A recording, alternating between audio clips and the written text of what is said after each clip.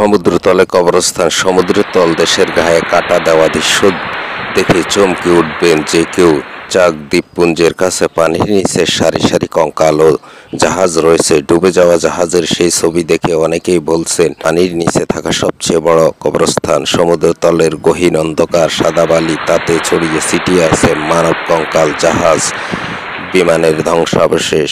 সেই ধ্বংসাবশেষ একত্রিত করে নির্দিষ্ট স্থানে রাখা হয় সমুদ্রের নিচে। তলদেশে নৌজাহাজ, জাপানি ট্রাক ও পুরনো ড্রাইভিং সোট ও মেলে। বিশেষজ্ঞরা বলছেন এগুলো ইতিহাসের ধ্বংসলীলার প্রমাণ। দ্বিতীয় বিশ্বযুদ্ধের সময়কার নানা ধ্বংসাবশেষের ইতিহাসের সাক্ষী হয়ে গেছে সমুদ্রের অতলে।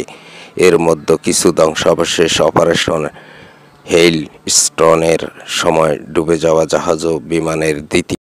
দ্বিতীয় বিশ্বযুদ্ধের সময় এই অপারেশনেই ৪৫০০ জাপানি সৈন্যের মৃত্যু হয়। দ্য সান এর প্রতিবেদনে বলা হয়, এ অভিযানে শত শত বিমান ও ডজন খানেক জাহাজ ডুবে যায়। ওই দিন ২ দিনব্যাপী অপারেশনে হেইলস্টোন ২৫০টি জাপানি বিমান ধ্বংস করা হয়। তাতে বিপুল সংখ্যক জাপানি সেনা নিহত হয়।